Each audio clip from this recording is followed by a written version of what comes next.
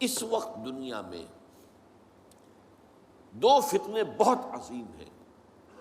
اور بدقسمتی سے دونوں کو بڑا فروغ حاصل ہو رہا ہے، اور دونوں کے تعلق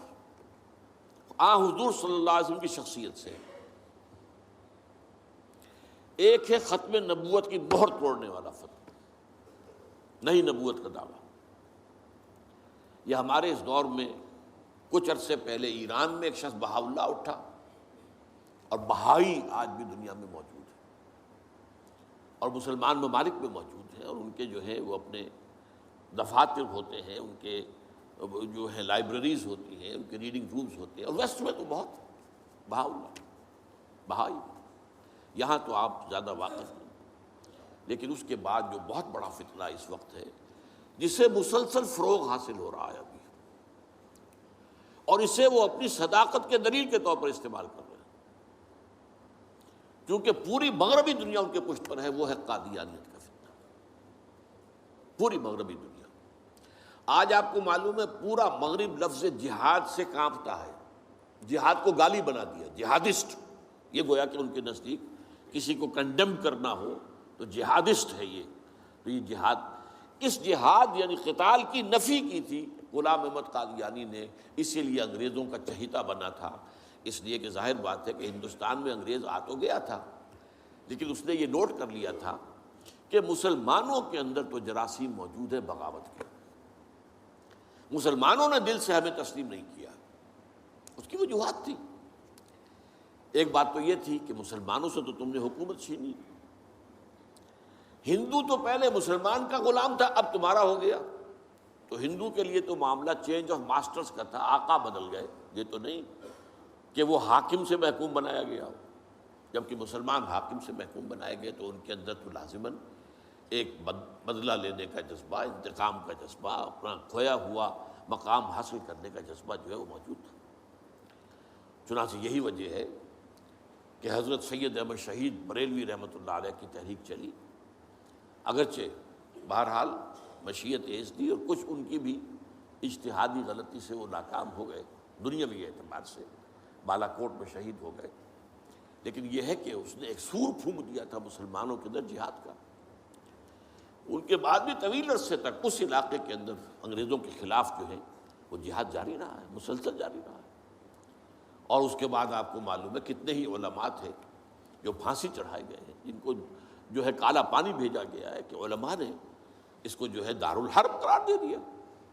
اور دارالحرب کے اندر رہتے ہوئے مسلمان کے لیے فرض ہوتا ہے کہ وہ اس دارالحرب کو جو دارالاسلام بنانے کی جدوجہد کرے۔ یہی وجہ ہے کہ 20ویں صدی کے آغاز تک بھی ہمیں سراغ ملتا ہے وہ ریشمی رومال کی تحریک۔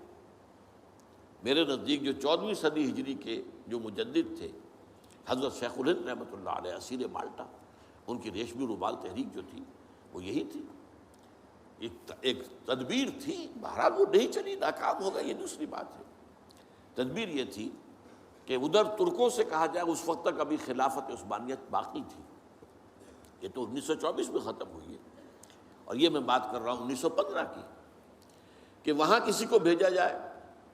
کہ ادھر سے ترک جو ہے وہ حملہ آور افواج آئیں، اور ادھر افغانستان بھیجا جائے کسی کو، وہاں سے افغانستان سے مسلمان حملہ کریں، اور ادھر اندر سے ہم بغاوت کریں تو انگریز کو یہاں سے اٹھا کر پھینک دیں۔ لیکن بات جو تھی، پھر میں کہوں گا مشیت ایسی کا بھی معاملہ ہوتا ہے۔ حضرت شیخ الہند خود گئے تھے ترکی سے مدد لینے کے لیے، پہلے وہاں حجاز گئے، اس لیے کہ حجاز میں ابھی مدینہ منورہ میں ترک گورنر موجود تھا، ابھی جو ہے وہ شریف حسین جو تھا جس نے بغاوت کی تھی ترکوں کے خلاف، مکے پر تو اس کا قبضہ تھا، مدینے پر نہیں تھا، تو وہاں گورنر جو ہے ترکی کے خلافت عثمانیہ کے موجود تھے، ان سے ملاقات کی اور آگے جانے کا فیصلہ بھی تھا۔ لیکن اسی اثنا میں مخبری ہو گئی، اور شریف حسین والی مکہ نے،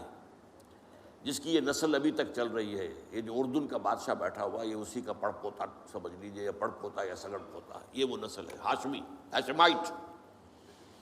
تو اس نے حضرت شیخ الہند کو گرفتار کر کے اور چاندی کی تشتری میں رکھ کر انگریز کو پیش کر دیا، یہ آپ کا باغی یہاں پر آ کر اور آپ کے خلاف سازشیں کر رہا ہے۔ اور دیکھیے انگریز انہیں کہاں لے گیا، مالٹا، میڈیٹرینین سی کا ایک جزیرہ، بحیرہ روم کا، آخر ہندوستان میں بھی تو واپس لا سکتا تھا، ہندوستان کی کسی جیل میں نہیں۔ اقبال کے نفس سے ہے لالے کی آگ تیز، ایسے غزل سرا کو چمن سے نکال دو، تو وہاں رکھا ہے انہیں 4 سال وہاں پر وہ، اور ٹی وی جو ہے وہ اپنی آخری حد کو پہنچی ہے تو چھوڑا ہے کہ ہماری اگر قید کے اندر یہ انتقال ہو گیا ان کا تو پھر طوفان اٹھ جائے گا۔ تو ایک فتنہ تو یہ ہے جو ختم نبوت کا، چونکہ اس قتال کے خلاف فتویٰ دیا تھا، دین کے لیے حرام ہے اب دوستو قتال فی سبیل اللہ ختم ہو گیا، لہذا انگریزوں نے ان کا چہیتا بنا، ان کے فتنے آج بھی پورا ویسٹ جو ہے، یورپ میں، امریکہ میں، انگلینڈ میں آج کل ان کا مرکز ہے، اور ان کے خطبے جو ہیں، اس کے امام جو کہلاتا ہے خلیفہ، وہ آپ کو معلوم ہے کہ وہ سیٹلائٹس کے اوپر جو ہے وہ نشر ہوتا ہے۔ دوسرا فتنہ جو ہے، جو اپنی تاثیر کے اعتبار سے اس پہلو سے اس سے بھی زیادہ خطرناک ہے کہ وہ زیادہ پھیل رہا ہے اور اس کا ادراک اور احساس نہیں ہے۔ ختم نبوت کا معاملہ تو ایسا ہے جو اتنا واضح ہے، کسی کا نبوت کا دعویٰ کرنا اتنا واضح ہے کہ ہر مسلمان سمجھ لے گا کہ واقعی وہ تو دائرہ اسلام سے خارج ہو گئے، اور جو اسے مانے وہ دائرہ اسلام سے خارج۔ چنانچہ یہ فیصلہ جو ہے ہمارے ہاں آپ کو معلوم ہے، سرکاری سطح پر، حکومتی سطح پر، ریاست کی سطح پر، پارلیمنٹ نے طے کیا کہ قادیانی خواہ وہ ربوائی ہے اصل قادیانی، خواہ وہ لاہوری ہے جو لاہوری احمدی اپنے آپ کو کہتے ہیں، وہ دونوں دائرہ اسلام سے خارج ہیں۔ لیکن یہ دوسرا فتنہ وہ ہے کہ جو اندر ہی اندر جیسے دیمک جو ہے لکڑی کو کھا جاتی ہے، ان کا یہ فتنہ ہے انکار حدیث کا فتنہ۔ قرآن مانیں گے، قرآن کو سمجھیں گے، حدیث ہاں ٹھیک ہے، حدیث اپنی جگہ ہے، اس میں اخلاقی تعلیمات جو ہیں ان کو ہم سر سے سینے سے لگائیں گے، لیکن مطاع جو ہے حضور کی ذات صرف اپنے زمانے کے لیے تھی، بات کے لیے نہیں۔ میں نے جو آج آپ کو آیات سنائی تھی، قل اطیعوا اللہ واطیعوا الرسول، اے نبی کہہ دیجئے اطاعت کرو اللہ کی اور اطاعت کرو رسول کی صلی اللہ علیہ وسلم۔ فَإِن تَوَلَّوْا، پھر اے نبی اگر یہ پیٹھ موڑ لے،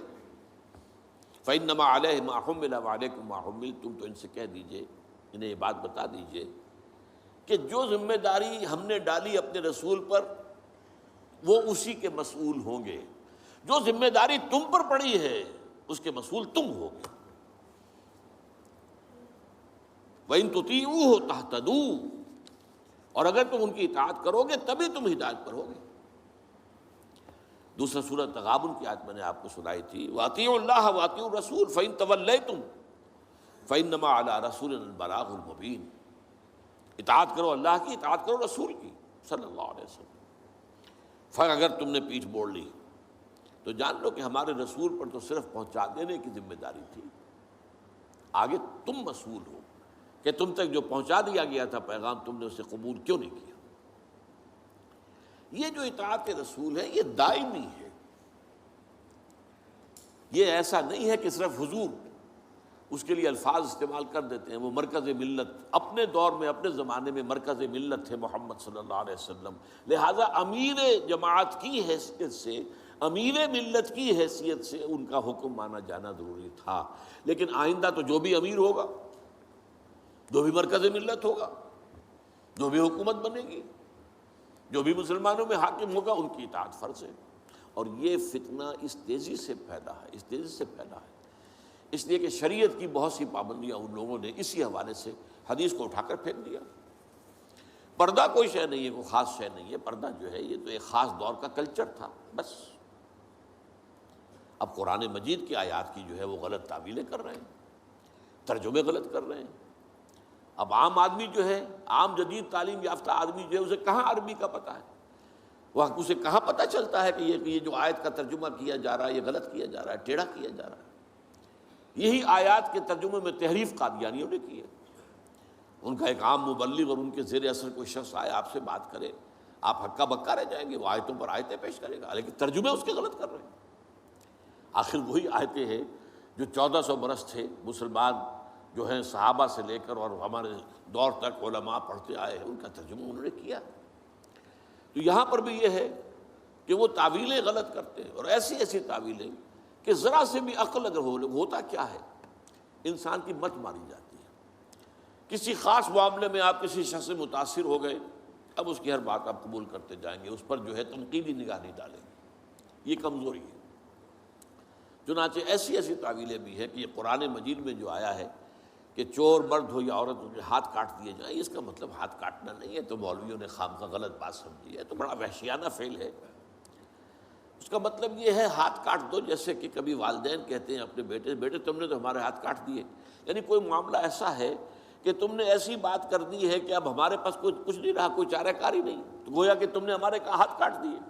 تو ایسا معاشرہ پیدا کر دو کہ چوری کی ضرورت ہی نہ ہو، بس یہ ہے ہاتھ کاٹ دینا، معاذ اللہ۔ حالانکہ قرآن مجید اس کے بعد کہتا ہے جزاء لما کسبا نکالا من اللہ، یہ جو سزا ہے اللہ کی طرف سے اور ان کے کیے کا کرتوت کا بدلہ ہے، یہ بات کہی جا رہی ہے۔ تو یہ جو ہے ایسا نظام قائم کر دینا، یہ کوئی سزا ہے، یہ کوئی عبرت کی بات ہے، یہ تو بہت اچھی بات ہے۔ لیکن یہ کہ وہ لوگ جو پرویز غلام احمد پرویز، عجیب بات یہ ہے کہ پنجاب نے یہ دو غلام احمد پیدا کیے، غلام احمد قادیانی، غلام احمد پرویز، ایک نے مہر ختم نبوت کو توڑا اور ایک نے حدیث کے بارے میں اور مستقل طور پر سنت رسول کو شریعت کے بنیاد ہونے کی حیثیت سے چیلنج کر دیا۔ اور یہ فتنہ میں آپ سے عرض کر رہا ہوں، آج چونکہ جیسے قادیانیوں کو پوری مغرب کی سپورٹ ہے، ایسے اس فتنے کو بھی، کیونکہ وہ کلیش آف سویلائزیشن میں اسلامی تہذیب کو ختم کرنے کے درپے ہو گئے ہیں، اور اسلامی تہذیب کا اور شریعت کا دار و مدار اکثر و بیشتر تو حدیث پر ہے، سنت پر ہے، لہٰذا وہ دین کی جڑ کاٹنے کے لیے یہ جو انکار حدیث کا فتنہ، یہ استخفاف حدیث کا فتنہ ہے، اس کو سپورٹ کر رہے ہیں۔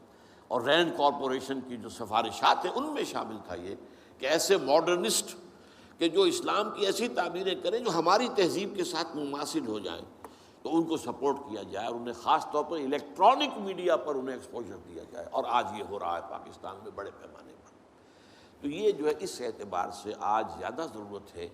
کہ ہم حدیث نبوی کا مطالعہ کریں، تاکہ اس کی عظمت جو ہے وہ ہمارے دلوں میں جاگزیں ہو جائے، اور حضور صلی اللہ علیہ وسلم کے ساتھ ایک محبت کا اشتوا جو ہے رشتہ مضبوط ہو جائے۔